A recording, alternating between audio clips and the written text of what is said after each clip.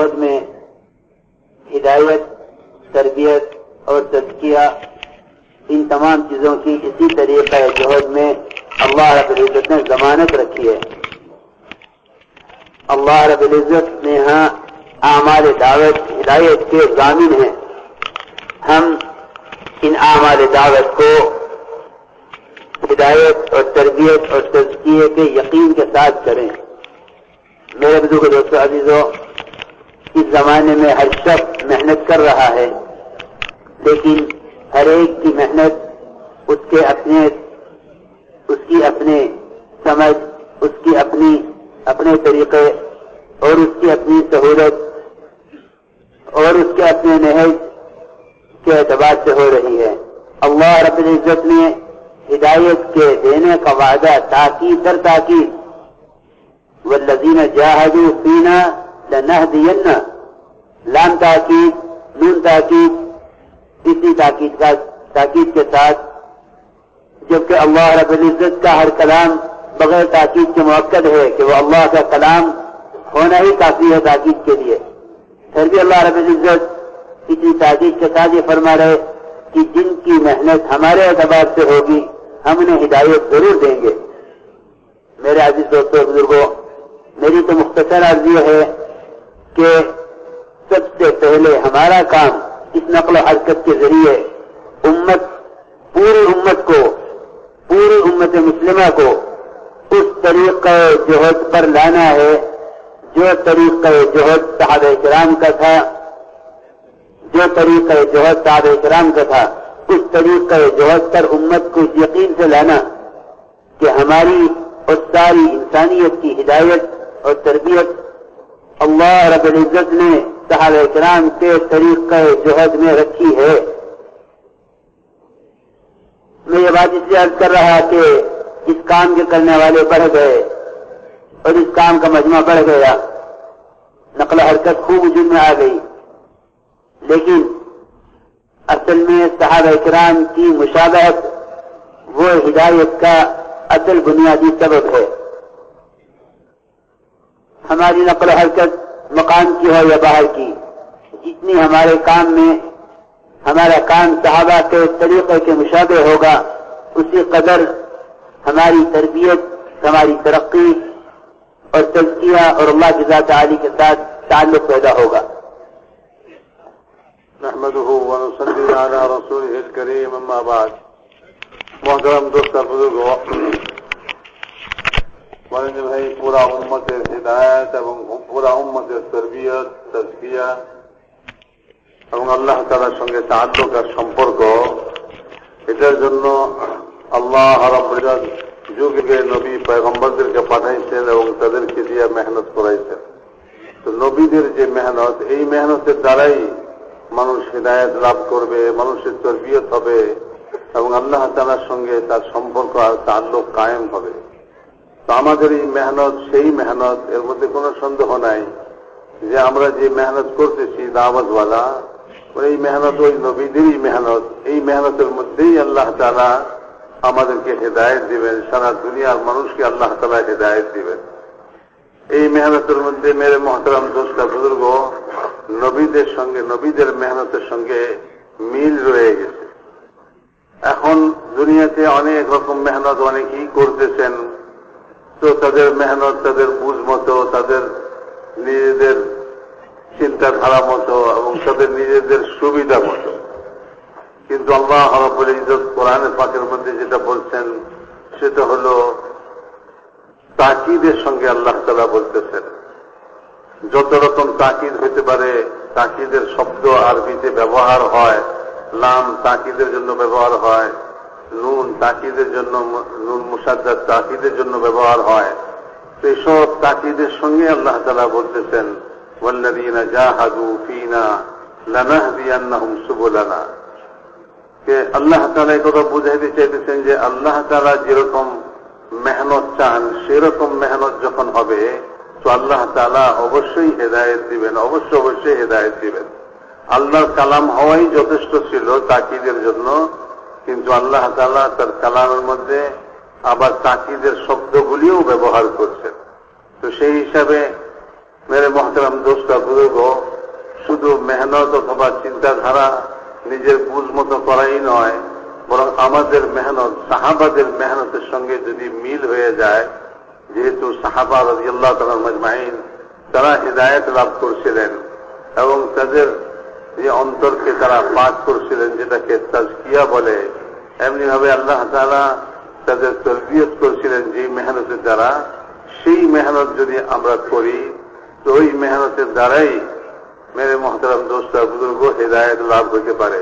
উনি বলেন মজমা অনেক বড় হয়ে গেছে, আলহামদুলিল্লাহ মেহনত করনেওয়ালা সংখ্যা অনেক বেশি হয়ে গেছে, আগে খুবই কম ছিল, এখন অনেক বিশাল হয়ে গেছে। কিন্তু মেরে মোহতারাম দোস্ত বুজুর্গ বলে যে আমাদের এই বিশাল মজমা, যে এই মজমা তখনই ওই উদ্দেশ্য হাসিল হবে, হিদায়াতের উদ্দেশ্য হাসিল হবে, তরবিয়ত এবং তাজকিয়া, আল্লাহ তাআলার নৈকট্য, আল্লাহ তাআলার সঙ্গে সম্পর্ক, এই মাকসাদ তখনই হাসিল হবে যখন আমাদের মেহনতের মিল সাহাবাদের সঙ্গে হয়ে যাবে। সাহাবাদের সঙ্গে আমাদের মেহনতের মিল হইতে হবে। ایک روایت میں ہے فرمایا حضور اکرم صلی اللہ علیہ وسلم نے کہ اللہ کے قرب کا، اللہ کے دین کی محنت سے بڑھ کر کوئی عمل نہیں ہے، اور جو عمل بھی بڑے سے بڑا کیا جائے، جو عمل بھی بڑے سے بڑا کیا جائے، وہ اللہ کے دین کی محنت کے عمل کے مقابل نہیں ہو سکتا۔ جتنا بڑے سے بڑا عمل بھی کیا جائے وہ اللہ کے دین کی محنت کے مقابل نہیں ہو سکتا، اس کے برابر نہیں ہو سکتا۔ ہمارے لیے حسن سے سمجھتے تھے کہ اللہ کے قرب کا سب سے بڑا راستہ وہ اللہ کے بندوں کو اللہ کی طرف بلانا ہے۔ اس لیے میرے عزیز دوستو بزرگوں، میں عبادت کر رہا تھا کہ دعوت اور عمل، دعوت اور عبادت، ان دونوں پر امت کو جمع کرنا، یہ اس کام کا بنیادی مقصد ہے۔ اس لیے کہ دعوت اور عمل جو دونوں کو جمع رکھے گا، اس سے اچھا دین کسی کا نہیں ہوگا۔ اللہ تعالیٰ خود فرماتے ہیں وَمَنْ أَحْسَنُ قَوْلًا مِّمَّنْ دَعَا إِلَى اللَّهِ، کہ اس سے اچھا دین ہو کس کا سکتا ہے جو دعوت دیتے ہوئے عمل کرے۔ دعوت اور عبادت ان دونوں کو جمع کرنا ہے۔ کیوں؟ اس لیے کہ دعوت ایمان اور اعمال میں کمال پیدا کرنے کے لیے ہے۔ مولانا الیاس صاحب حضرت ملفوظات میں لکھا ہوا ہے کہ دعوت ایمان اور عمل کی تکمیل کے لیے ہے۔ اس میں اتنی بات پہلے سمجھ لو کہ دعوت سے ایمان کی تکمیل کیسے ہوگی۔ دیکھو میرے دوست بزرگ عزیزوں، دعوت سے ایمان کی تکمیل اسی طریقہ جہد پر ہوگی جو طریقہ جہد ایمان کی ترقی اور ایمان کی تکمیل کے لیے صحابہ کرام کا طریقہ تھا۔ ہم اس طریقہ جہد کو زندہ کرنا چاہتے ہیں ایمان کی تکمیل کے لیے جو طریقہ جہد صحابہ کرام کا تھا۔ صحابہ کرام اس کے لیے یہ کیا کرتے تھے کہ مسجدوں میں ایمان کے حلقے قائم کرتے اور ملاقاتوں کے ذریعے لوگوں کو بلا کر لاتے مسجد میں۔ یہ بات اچھی طرح سب سن لیں، یاد رکھیں، نوٹ کر لیں کہ صحابہ کرام کی ملاقاتیں ہماری ملاقاتیں اس کی نقل ہیں۔ ہماری ملاقات صحابہ کرام کے گشت کی نقل ہے۔ وہ ملاقات کر کے لوگوں کو مسجد میں لاتے تھے ایمان کے حلقوں میں بٹھا کر، ایمان کی زیادتی کے لیے، اپنے ایمان میں اضافہ کرنے کے لیے۔ میں نے کل بھی عرض کیا تھا پرسوں کہ متعدد صحابہ کا معمول رہا ہے۔ ابی بن کعب، عبداللہ بن رواحہ، معاذ بن جبل، عمر بن خطاب رضی اللہ عنہ اجمعین، ان کے تو نام روایت میں ملتے ہیں۔ اس کا مطلب یہ نہیں ہے کہ بقیہ صحابہ ایسا نہیں کرتے ہوں گے۔ حضور اکرم صلی اللہ علیہ وسلم نے اپنے تمام صحابہ کو ایمان کی تجدید کا حکم فرمایا۔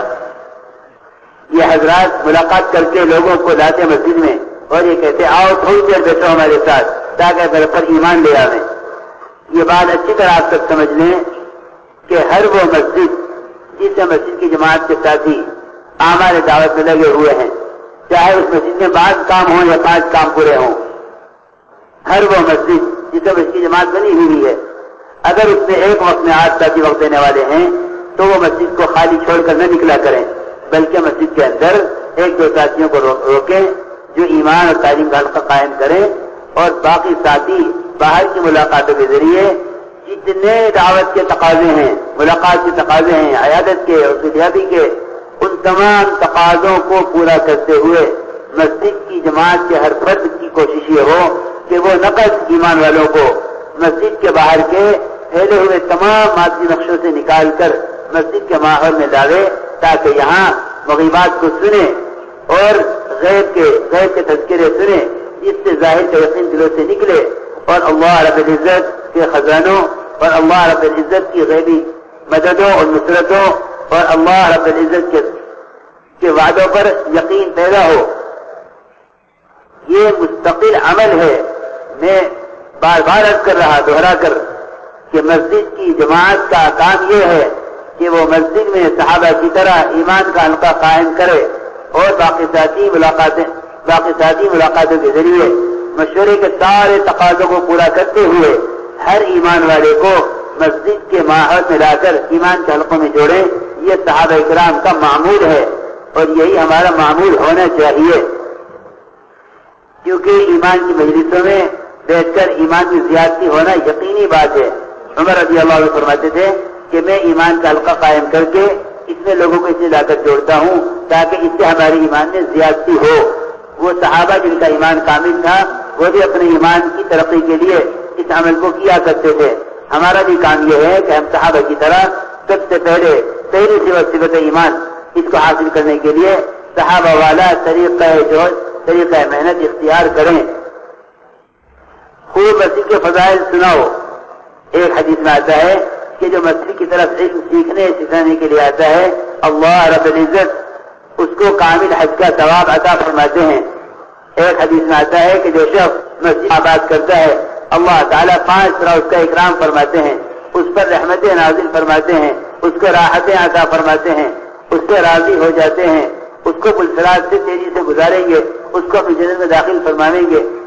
ایک حدیث میں آتا ہے کہ جو 5 وقت کی نماز کا اہتمام کرے مسجد میں، اللہ رب العزت اس کی 5 مہمانی اپنے ذمہ واجب کر لیتے ہیں۔ اور قرآن میں اللہ نے فرمایا ہے کہ جو مساجد کا اعمال سے آباد کریں گے ہم ان کے دلوں سے اپنے غیر کا خوف نکال دیں گے۔ ایک حدیث میں آتا ہے کہ جو مسجد سے اللہ کا پیغام لے کر نکلیں گے اللہ ان کے دنیاوی کاموں میں فرشتوں کو مددگار بنا دیں گے۔ یہ فضائل سنا کر نقد مسجد میں لے آؤ۔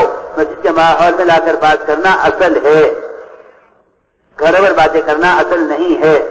مسجد کے ماحول میں لا کر بات کرنا اصل ہے۔ صحابہ کرام کی ملاقاتیں مسجد کے ماحول میں لانے کے لیے ہوتی تھی۔ آپ صلی اللہ علیہ وسلم نئے سے نئے آنے والے کو جب بھی اسلام میں داخل نہیں ہوا ہے اور اسلام میں پختگی نہیں آئی ہے، نئے سے نئے آدمی کو مسجد میں رکھتے تھے تاکہ اعمال دعوت کا اثر ان کے دلوں کو اسلام کے لیے نرم کر دے۔ آپ نے وقت ثقیف کو مسجد میں رکھا اور صحابہ سے فرمایا کہ میں نے ان کو مسجد میں اس لیے رکھا ہے تاکہ اعمال مسجد ان کے دلوں کو اسلام کے لیے نرم کر دے۔ میرا محترم دوست بزرگ এক রিওয়ায়েতে আসছে এরকম যে আল্লাহ তাআলার নৈকট্য হাসিল করার জন্য সবচেয়ে বড় উপায় সেটা হলো দাওয়াতওয়ালা মেহনত। দাওয়াতওয়ালা মেহনত, আল্লাহর দিকে মানুষকে দাওয়াত দেওয়া, আল্লাহর দিকে মানুষকে ডাকা, এর চেয়ে বড় কোনো আমল নাই। এর চেয়ে বড় কোনো আমল আল্লাহ তাআলার বেশি নৈকট্য দেওয়ালা আর নাই।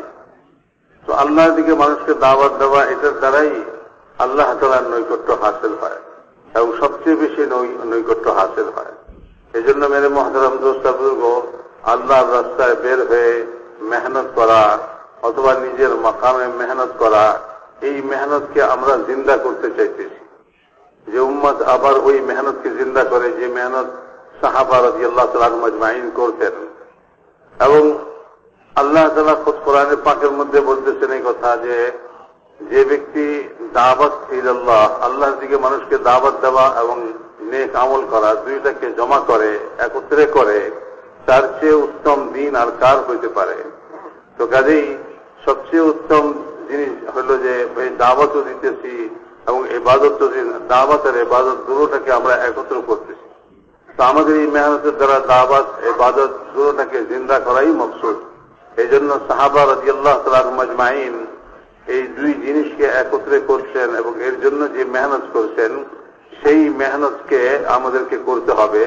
সেই মেহনতের দ্বারাই দাওয়াত আর ইবাদত জিন্দা হবে। এই জন্য মেরে মুহতারাম দোস্ত, উনি বলেন যে আমি বলতেছি এই কথা যে সাহাবা রাদিয়াল্লাহু তাআলা আনহুম আজমাইন তারা মসজিদের মধ্যে এই ইবাদতের মধ্যে সবচেয়ে প্রধান জিনিস যেটা সেটা হলো ঈমান। বলে যে ঈমানকে জিন্দা করার জন্য, ঈমানকে নবায়ন করার জন্য, ঈমানকে তাজা এবং শক্তিশালী করার জন্য সাহাবা রাদিয়াল্লাহু তাআলা আনহুম আজমাইন যে মেহনত করতেন, সেই মেহনতের কথা এর আগের রাতের বয়ানেও বলেন যে আমি বলছি এই কথা যে সাহাবাদের মধ্যে অনেক সাহাবা যাদের নাম উল্লেখ করছেন তিনি, হযরত ওমর ইবনে খাত্তাব, হযরত আব্দুল্লাহ ইবনে রওয়াহা রাদিয়াল্লাহু তাআলা আনহু, হযরত মুআয ইবনে জাবাল, হযরত উবাই ইবনে কাব রাদিয়াল্লাহু তাআলা আনহুম আজমাইন।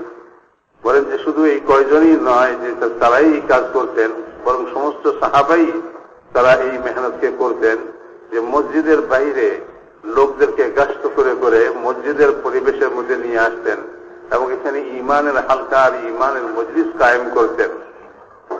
তো এই ঈমানের মজলিসের মধ্যে ঈমানের কথা আলোচনা করতেন। সমস্ত সাহাবাদেরই এই মেহনত ছিল।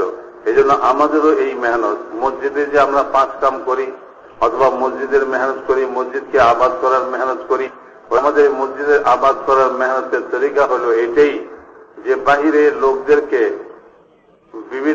তারা বিভিন্ন কাজে লিপ্ত, দুনিয়াবী কাজের মধ্যে তারা লিপ্ত আছে, তাদের সঙ্গে মোলাকাত করে করে এবং তাদের কাছে গাস্ট করে করে তাদেরকে তাদের সমস্ত দুনিয়াবী মশগুলি থেকে উঠাইয়া তাদেরকে মসজিদে আনা। এবং মসজিদের বাড়ি যে জমাত, ওই জমাতের মধ্যে যদি কমসে কম 8 জন সাথী এরকম হয় অথবা তার চেয়ে বেশি হয়, তো তখন মসজিদে মশওয়ারার সঙ্গে অন্যান্য যে সমস্ত তাকাজাগুলো আছে সেই তাকাজাগুলা পুরা করতে করতে, অর্থাৎ যেমন মনে করেন যে মসজিদ বাড়ি জমাতের তাদের মশওয়ারার মধ্যে তাদের মধ্যে তাকাজা এটাও আছে যে ভাই এই মহল্লার মধ্যে মসজিদের আশেপাশে যারা অসুস্থ আছে তাদের সঙ্গেও ইবাদত করা, তাদের সঙ্গে সাক্ষাৎ করা, তাদের বিমার পুরসি করা, এমনি ভাবে আরো বিভিন্ন রকমের যে সমস্ত যত তাকাজা আছে এই সমস্ত তাকাজা পুরা করতে পুরা তো করবোই আমরা, সাথে সাথে মানুষদেরকে যারা বাহিরে মসজিদের বাইরের পরিবেশে আছে তাদেরকে গাস্ট করে করে মসজিদে ঈমানের হালকার মধ্যে নিয়ে আসা। আমাদের সাথী 2 জন সাথী কমসে কম মসজিদের মধ্যে এরকম রাখা যারা ঈমানের কথা তালিমের হালকা কায়েম করে এবং বাকি সমস্ত সাথী মসজিদের বাহিরে মেহনত করে মসজিদে লোকদেরকে মসজিদে নিয়ে আসা, ঈমানওয়ালাদেরকে মসজিদে নিয়ে আসা, তাদেরকে মসজিদের ফাজাইল শোনানো, মসজিদে আসার কি ফজিলত। বলে দ্বীনের ইলম শিখা এবং শিখাইবার জন্য যে মসজিদের দিকে রওনা হয়, মসজিদের দিকে চলে, তো আল্লাহ তাআলা তাকে কামেল হজের সওয়াব আল্লাহ তাআলা তাকে দান করেন।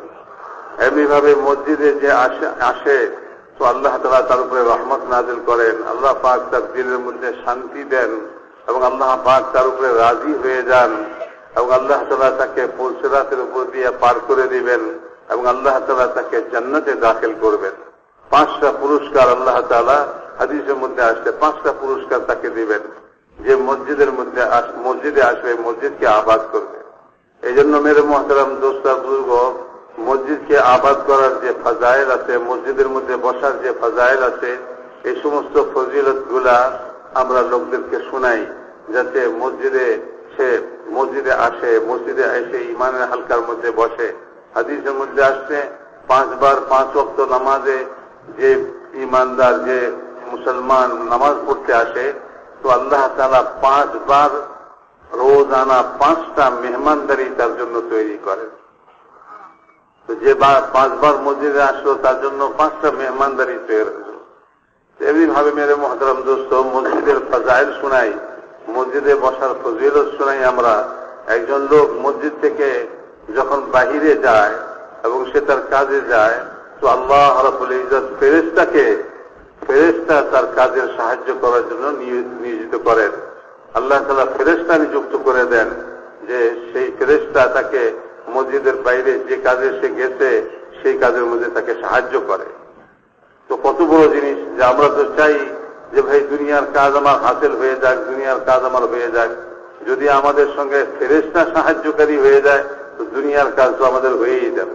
এই জন্য মেরে মুহতারাম দোস্ত বুজুর্গ বলে যে মসজিদের মধ্যে ঈমানের হালকা কায়েম করা, সাহাবা রাদিয়াল্লাহু তাআলা আনহুম আজমাইন এই মেহনতকে করতেন। যখন আমরা সাহাবাদের মতো এই মেহনতকে আমরা করব তো আমাদের ঈমানের মধ্যে শক্তি পয়দা হবে। সাহাবা রাদিয়াল্লাহু তাআলা আজমাইন তাদের ঈমানের স্তর কত উঁচা ছিল, তা সত্ত্বেও রাসূলুল্লাহ সাল্লাল্লাহু আলাইহি ওয়াসাল্লাম তাদেরকে বলতেছেন যে তোমরা তোমাদের ঈমানকে তাজা করো, তোমরা তোমাদের ঈমানকে নবায়ন করো, তোমরা তোমাদের ঈমানকে শক্তিশালী করো। তো সাহাবাদের ঈমান এত উঁচা স্তরে থাকা সত্ত্বেও যদি হুজুর সাল্লাল্লাহু আলাইহি ওয়াসাল্লাম তাদেরকে ঈমান তাজা করার কথা বলে থাকেন, ঈমানকে শক্তিশালী করার কথা বলে থাকেন, তো আমাদেরকেও এটা করা উচিত। এই জন্য প্রত্যেক মুসলমানের জন্য এটা উচিত যে সে তার ঈমানকে শক্তিশালী করে, ঈমানের মধ্যে শক্তি পয়দা করে, ঈমানকে তাজা করে। এবং এইটার জন্য মেহনত এবং তরিকা হল সাহাবাদের মেহনত। সাহাবা রাদিয়াল্লাহু তাআলা আজমাইন যেভাবে মসজিদের মধ্যে ঈমানের হালকাকে কায়েম করতেন এবং ওই ঈমানের হালকার মাধ্যমে তারা তাদের ঈমানকে শক্তিশালী করতেন। হযরত ওমর রাদিয়াল্লাহু তাআলা বলতেন যে হযরত ওমর রাদিয়াল্লাহু তাআলা লোকদেরকে বাহির থেকে নিয়ে আসতেন এবং ঈমানের হালকার মধ্যে বসাইতেন যে তোমাদের ঈমানকে শক্তিশালী করো। ঈমানের মজলিস, এই ঈমানের মজলিসগুলি দ্বারা তোমাদের ঈমানের মধ্যে শক্তি অর্জন হবে। এই জন্য মেরে মুহতারাম দোস্তা বুজুর্গ, আমরা আমাদের ঈমানকে সর্বপ্রথম ঈমানের শক্তি পয়দা করার জন্য এই মেহনতকে করতেছি এবং এই দাওয়াতের মেহনতকে, যেটা সাহাবা রাদিয়াল্লাহু তাআলা আজমাইনদের মেহনত, এই মেহনতকে জিন্দা করাই আমাদের উদ্দেশ্য। এই মেহনত এই উম্মতের মধ্যে আবার জিন্দা হয়ে যায় তো এই উম্মতের ঈমান शक्तिशाली हो जाता है। ईमान के हलकों में बैठकर मस्जिद में जो कुछ सुना करो, फिर इसकी दावत देकर बाहर निकलो। कुरान में इसी तरह है, इज़ा क़ुदियतिस सलातु फंतशिरू फिल अर्ज़ि वब्तगू मिन फ़ज़लिल्लाह। बाज़ उलमा ने तफ़सीर ये की है कि नमाज जब हो चुके और मस्जिद के अमल से फारिग हो जाओ तो जो कोई मस्जिद में दीन की बातें सुनी हैं उन बातों को बाहर फैलाने के लिए निकल जाओ, अल्लाह के दीन में फैल जाओ। दीन की उन बातों को पहुंचाने के लिए जो तुमने मस्जिद में सुनी है। सहाबा किराम इल्म मस्जिद से लेते थे, इसलिए इल्म और अमल के दरमियान उनका ताल्लुक मजबूत था। वो जो सुनते थे उस पर अमल करते थे क्योंकि वो इल्म मस्जिद से लेते थे। अब इल्म मस्जिद से निकल गया। सहाबा के जमाने में इल्म मस्जिद से लिया जाता था। एक सहाबी ने सुना मस्जिद में कि शराब हराम हो गई, उनका सिर्फ आकर महल्ले में ऐलान कर देना काफी हो गया। तमाम मदीना वालों ने शराब उसी मिनट छोड़ दी और जिसने पी हुई थी उसने तय कर दी कि मस्जिद से आने वाले कह रहा है कि शराब हराम हो गई। एक साहबी ने मस्जिद में सुना कि पर्दे का हुक्म आ गया, उसने औरतों को जमा करके सिर्फ पर्दे की खबर सुना दी।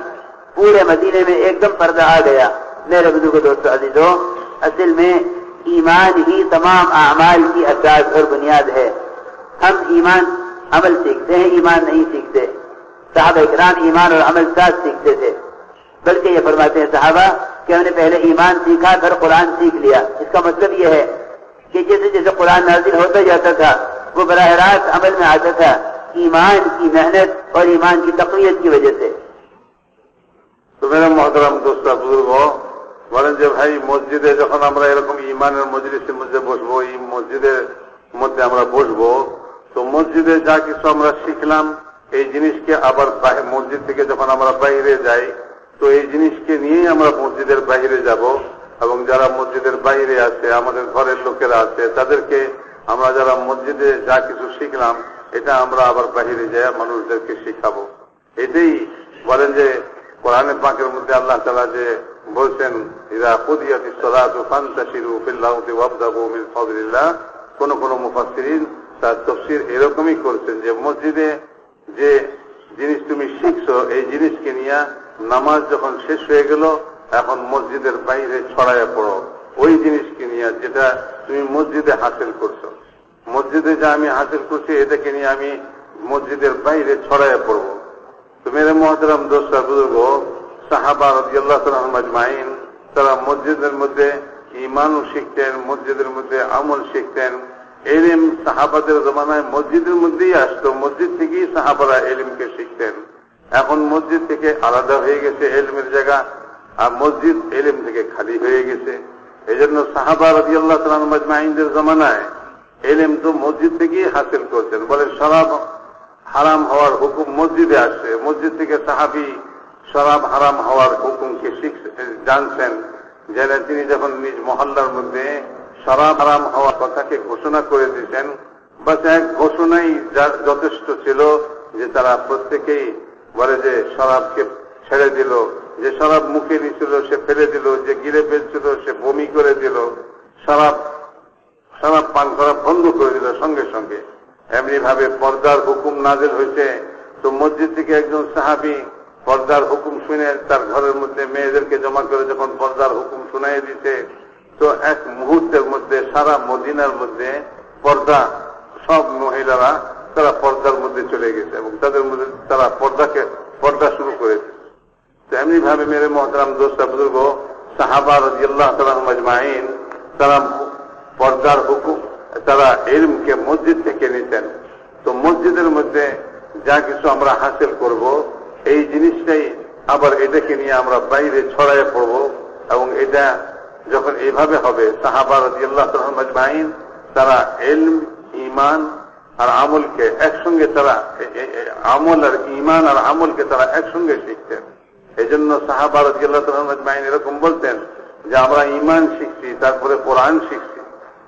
এটার অর্থ হলো এই যে যখন ঈমানের জন্য মেহনত করছেন তারা, তা ঈমান তারা হাসিল করছেন, তো ঈমানের তাকাজায় যখনই কোরআন নাজিল হচ্ছে, কোরআন যে কোনো হুকুম নিয়ে আসতেছে, ওই হুকুমের উপরে সঙ্গে সঙ্গে আমল হইতে শুরু হয়ে গেছে। এই জন্য যখন ঈমান ভিতরে পয়দা হবে তো আমলও জিন্দা হইতে থাকবে, আমলও আসতে থাকবে। যদি حدیث میں آتا ہے کہ جس کو مسجد میں آتے جاتے دیکھو اس کے مومن ہونے کی گواہی دے دو۔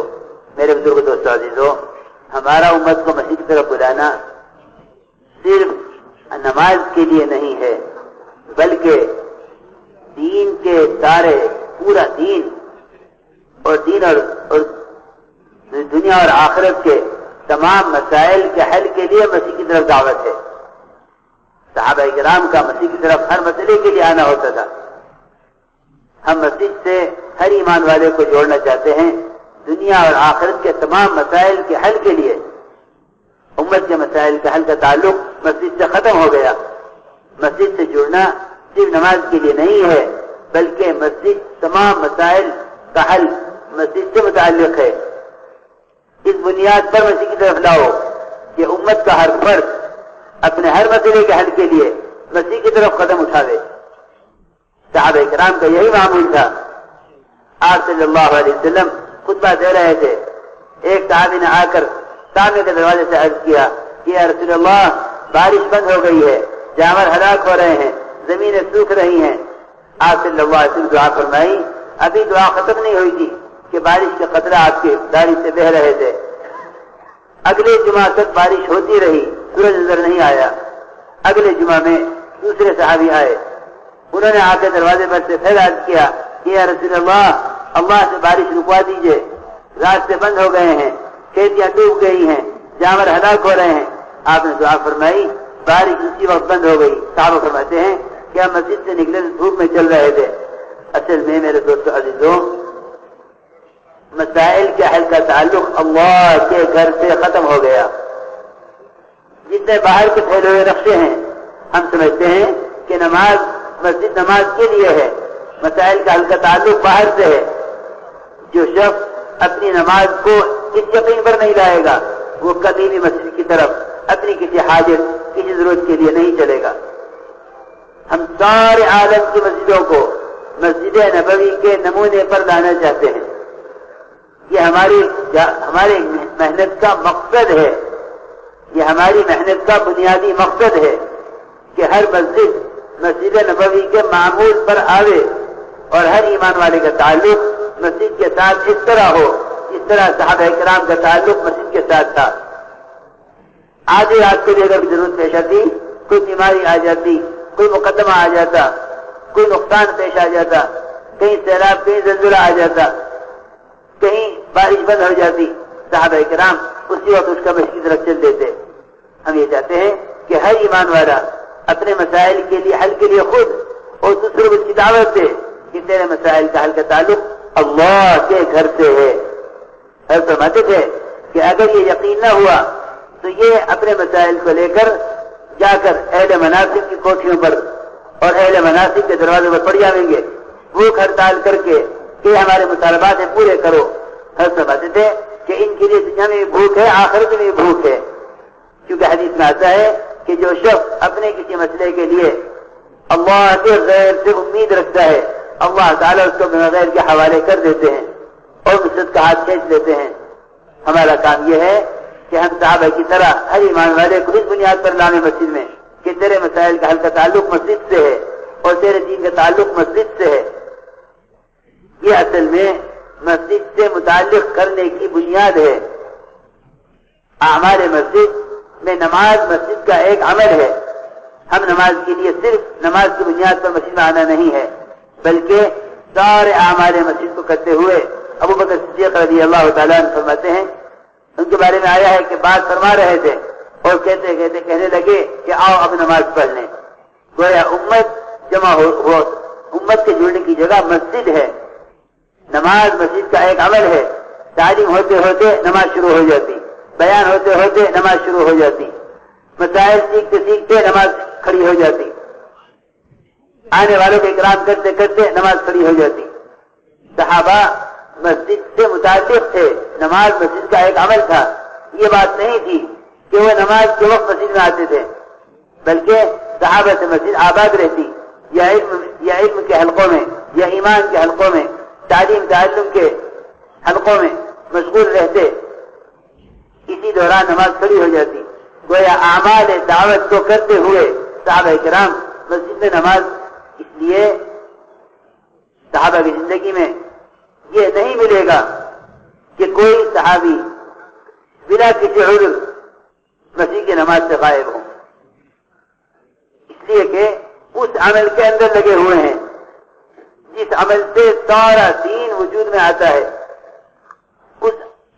ان اعمال دعوت میں مشغول ہیں جن اعمال دعوت سے سارا دین وجود میں آتا ہے، سارے فرائض اعمال دعوت سے زندہ ہوتے ہیں۔ اس عمل کے اشتغال سے ممکن نہیں ہے کہ کسی کی نماز چھوٹ جائے۔ ہاں، جو معلوم نفاق ہوتے تھے وہ مسجد کی نماز میں نہ ہو، لیکن عام مناسب کے مجال نہیں تھی کہ وہ জমাত کی نماز چھوڑ دے۔ تو میرے محترم دوست بزرگوں বলেন যে ভাই পুরা উম্মতকে আমরা এই মেহনতের দ্বারা মসজিদ মুখী করতে চাইতেছি, মসজিদের মধ্যে জুড়তে চাইতেছি। এই জন্যই দাওয়াতের মেহনতের দ্বারা মসজিদের বাইরে লোকদেরকে মসজিদের মধ্যে আনা, মসজিদে ইমানের মজলিসের মধ্যে বসানো, তালিমের হালকাতে বসানো, বলে যে সব জিনিস এই জন্যই বলা হইতেছে যে মসজিদের সঙ্গে আমাদের তাল্লুক পয়দা হয়ে যায় এবং মসজিদের মধ্যে বসার আমাদের অভ্যাস হয়ে যায়।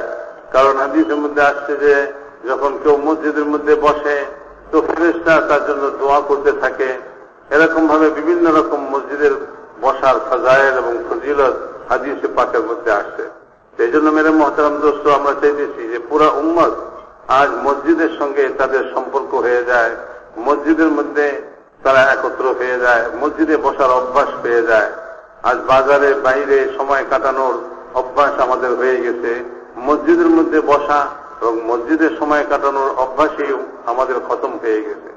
এই মেহনতের দ্বারা উদ্দেশ্য হলো যে আমাদের মসজিদে বসার অভ্যাস হয়ে যায়। আমরা তো আজকাল শুধুমাত্র নামাজ পড়ার জন্য একজন মুসলমান মসজিদে আসে, তো মনে করি আমরা যে মসজিদ তো শুধু নামাজ পড়ার জন্যই যাইতে হবে, আর কি কাজ আছে মসজিদে। মেরে মহতারাম দোস্ত বুজুর্গনি বলেন যে দুনিয়া আখিরাতের সমস্ত সমস্যার সমাধানগুলা মসজিদ থেকেই হবে। দুনিয়ার কোন সমস্যা বলে যে এটার সমাধানও মসজিদেই হবে, মসজিদ থেকেই হবে। সাহাবা রাদিয়াল্লাহু তাআলা আজমাইন তাদের দুনিয়া আখিরাতের সমস্ত সমস্যাগুলি মসজিদ থেকেই সমাধান করতেন এবং মসজিদেই নিয়ে আসতেন তারা।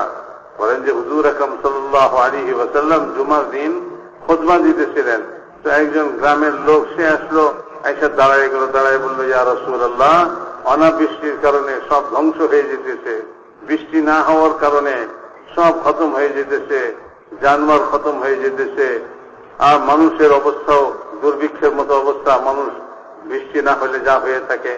তো মেরে মহতারাম দোস্ত হুজুর আকরাম সাল্লাল্লাহু আলাইহি ওয়াসাল্লাম ও খুতবারত অবস্থায় হাত উঠায় দোয়া করলেন বৃষ্টির জন্য। তো বলেন যে বৃষ্টি শুরু হয়ে গেল। সাহাবা রাদিয়াল্লাহু তাআলা আজমাইন বলেন যে আমরা ঘরে ফিরতেছিলাম, বৃষ্টিতে ভিজে ভিজে আমরা ঘরে ফিরতেছিলাম। এক সপ্তাহ পর্যন্ত অনবরত বৃষ্টি হইতে থাকলো। দ্বিতীয় সপ্তাহে আবার ওই লোকটা দাঁড়ায় গেল, দাঁড়ায় বললে, ইয়া রাসূলুল্লাহ, বৃষ্টি বন্ধ হওয়ার জন্য দোয়া করেন, রাস্তাঘাট সব ডুবে গেল, আর এরকম ভাবে যে জায়গা জমিন ইত্যাদি সব কিছু ডুবে গেল, তো আল্লাহ তাআলার কাছে বৃষ্টি বন্ধ হওয়ার জন্য দোয়া করেন। অতি বৃষ্টির কারণে পানি যে ভরপুর হয়ে যাওয়ার কারণে এখন সব হালাক হইতেছে, ধ্বংস হইতেছে। রাসূলুল্লাহ সাল্লাল্লাহু আলাইহি ওয়াসাল্লাম ওই খুতবারত অবস্থায় আবার দোয়া করলেন বৃষ্টি বন্ধ হওয়ার জন্য। তো সাহাবা রাদিয়াল্লাহু তাআলা আজমাইন বলেন যে আমরা তো জুমা পড়ে যখন আমরা বাইরে পেলাম, তো আমরা রৌদ্রের মধ্যে চলতে লাগলাম, রৌদ্রের মধ্যে আমরা চলতে লাগলাম। তো মেরে মুহতারাম দোস্তা বুজুর্গ, আজ সমস্যা হলো এখানে যে আজ আমরা মনে করতেছি যে মসজিদ তো শুধু নামাজ পড়ার জায়গা। যখন নামাজের আযান হবে, একজন নামাজি লোক সে শুধু নামাজের জন্যই মসজিদে আসে না। মেরে মুহতারাম দোস্তা বুজুর্গ, আসলে এই মসজিদগুলি তো আল্লাহ তাআলার সঙ্গে সম্পর্ক কায়েম করার জন্য এবং আল্লাহ তাআলার কাছ থেকে আমাদের দুনিয়া আখিরাতের সব সমস্যাগুলি সমাধান করাইবার জন্যই এই মসজিদ বানানো হয়েছে। কাজে দুনিয়ার কোন সমস্যা হইলেও সাহাবা রাদিয়াল্লাহু তাআলা আজমাইন দৌড়ে মসজিদের দিকে আসছে। রাত্রিবেলায়, দিনের বেলায়, অর্ধরাত্রিতে কারো অসুস্থ হয়ে পড়ছে, কারো কোনো সমস্যা হয়েছে, অথবা কারো কোনো অসুবিধার সৃষ্টি হয়েছে, তো সে তার এই অসুবিধাকে দূর করার জন্য কোন দিকে যেতেছে? বলে মসজিদের দিকে আসতেছে। তো মসজিদের দিকে আসতেছে। তো মেরে মুহতারাম দোস্তা বুজুর্গ বলে যে আমরা এই মেহনতের দ্বারা উম্মতকে মসজিদমুখী করতে চাইতেছি, যে উম্মত মসজিদের দিকে আসে, তাদের দুনিয়ার সমস্যা হোক, তাদের আখিরাতের সমস্যা হোক, এই সব সমস্যার সমাধানের জন্য তারা মসজিদে আসবে। মেরে মুহতারাম দোস্তা বুজুর্গ, আজ যখন মানুষ তাদের সমস্যার সমাধানগুলিকে, দুনিয়ার সমস্যার সমাধানের জন্য মসজিদকে সে মনে করতেছে না যে মসজিদে আমার দুনিয়ার কোন সমস্যার সমাধান হইতে পারে, তো সে আজ বাহিরে, মসজিদের বাইরে সে তার সমস্যার সমাধান তালাশ করতেছে। ইহা তো কে বলে যে মানুষ ভোগ হরতাল করতেছে, তো ভোগ হরতাল করতেছে, অথবা কোন উচ্চপদস্থ কোন মন্ত্রী, মিনিস্টার, অথবা দুনিয়ার কোন উচ্চপদস্থ লোক, ক্ষমতাশালী লোক তার দুয়ারে ধর্ণা দিতেছে, সেখানে ভোগ হরতাল করতেছে। তো মৌলানা ইলিয়াস সাহেব রহমতুল্লাহ আলাইহি বলতেন এই কথা, যে মানুষ যখন আল্লাহ ছাড়া গায়রুল্লাহর কাছে তাদের নিজেদের হাজত পেশ করবে, হাদিসের মধ্যেও এরকমই আসছে, তো আল্লাহ তাআলা তাদেরকে গায়রুল্লাহ, যার কাছে সে নিজের সমস্যার কথা বলছে, আল্লাহ তার হাওয়ালা করে দেন, মখলুকের হাওয়ালা করে দেন। তো মেরে মুহতারাম বস্তু ফলে কি হয়? বলে যে মখলুক না তার কোন সমস্যার সমাধান করতে নেয়, না দুনিয়াতে তার কোন সমস্যার সমাধান হয়। বলে এই সমস্ত লোক দুনিয়াতেও ভুগা থাকবে, আর এই সমস্ত লোক আখিরাতেও ভুগা থাকবে, আখিরাতেও ভুগা থাকবে। কেন? এই জন্য যে সে তার সমস্যাগুলি আল্লাহর দিকে, আল্লাহর কাছ থেকে লওয়ার জন্য সে মসজিদে আসতেছে না, বরং মসজিদের বাইরে গায়রুল্লাহ, আল্লাহ ছাড়া মখলুক বলে যে তাদের কাছে সে তার সমস্যাকে নিয়ে যাইতেছে, সেখান থেকে সে তার সমস্যার সমাধান ইয়াকিন করতেছে। তো মৌলানা এই কথা বলতেন যে যে গায়রুল্লাহ থেকে তার হাজত পুরা হওয়ার ইয়াকিন করবে, তো আল্লাহ তাআলা তাকে ওই গায়রুল্লাহর যে হাওয়ালা করে দিবেন, আর ফলে ওই গায়রুল্লাহর কোনো ক্ষমতা নাই যে তার কোনো হাজত অথবা তার কোনো জরুরত, তার কোনো সমস্যার সমাধান করতে পারে। এই জন্য মেরে মুহতারাম দোস্তা বুজুর্গ বলেন যে সাহাবা রাদিয়াল্লাহু তাআলা আজমাইন তাদের দুনিয়ার সমস্যা হোক, তাদের আখিরাতের সমস্যা হোক, সমস্ত সমস্যার জন্য তারা মসজিদের দিকে দৌড়ে আসতেন, এবং মসজিদে যে আমল হইতো সে আমলের পরিবেশের মধ্যে তারা সময় কাটাইতেন, এবং এখান থেকে তারা তাদের সমস্যার সমাধান করতেন। ইহা থেকে রাসূলুল্লাহ সাল্লাল্লাহু আলাইহি ওয়াসাল্লাম যারা নতুন মুসলমান হওয়ার জন্য আসতো অথবা নতুন মুসলমান হয়েছে, বলে যে তাদেরকে মসজিদের মধ্যে রাখতেন, এবং এই কথা বলতেন আমি তাদেরকে মসজিদে এই জন্য রাখছি যাতে মসজিদের এই আমালের দ্বারা তাদের দিল ইসলামের দিকে ঝুঁকে পড়ে এবং ইসলামের জন্য তাদের দিল নরম হয়ে যায়। তো মসজিদে যে ইমানের মজলিস এবং মসজিদের যে তালিম তাআল্লুম শেখানো এবং মসজিদের যে আমাল, এই আমালের দ্বারা তাদের দিল ইসলামের জন্য তৈরি হয়ে যাবে। এই জন্য এখনো মুসলমান হয় নাই, বন্দী হয়ে তারা মদিনাতে আসছে, তো এই সমস্ত লোকদেরকে রাসূলুল্লাহ সাল্লাল্লাহু আলাইহি ওয়াসাল্লাম মসজিদের মধ্যে রাখতেন। তো এই মসজিদের মধ্যে রাখতেন এই জন্যই যে মসজিদের আমালের দ্বারা তাদের দিল ইসলামের জন্য নরম হয়ে যায়। এই জন্য মেরে মুহতারাম দোস্তা বুজুর্গ, যেখানে এতখানি রাসূলুল্লাহ সাল্লাল্লাহু আলাইহি ওয়াসাল্লাম একজন যে ইসলামের দিকে আনবার জন্য তাকে মসজিদের পরিবেশে রাখতেছেন, তো সেখানে মেরে মুহতারাম দোস্তা বুজুর্গ একজন মুসলমান সে মসজিদে আসা তার জন্য কত বড় জিনিস হয়ে যাবে, কত তার ইমানের শক্তির জিনিস হয়ে যাবে। একজন অমুসলমান মসজিদের মধ্যে থাকার কারণে ইমান গ্রহণ করতেছে, তো একজন ইমানওয়ালা তো সে যখন মসজিদের মধ্যে থাকবে এবং মসজিদে বসবে, মসজিদের আমালের মধ্যে জুড়বে, তো তার ইমানের মধ্যে কি পরিমাণ শক্তি পয়দা হবে। এই জন্য মেরে মুহতারাম দোস্ত, আমাদের এই মেহনতের দ্বারা উদ্দেশ্য যে মসজিদমুখী পুরা উম্মতকে মসজিদমুখী করা এবং মসজিদে তাদের বসার অভ্যাস বানানো, মসজিদের আমালকে জিন্দা করা।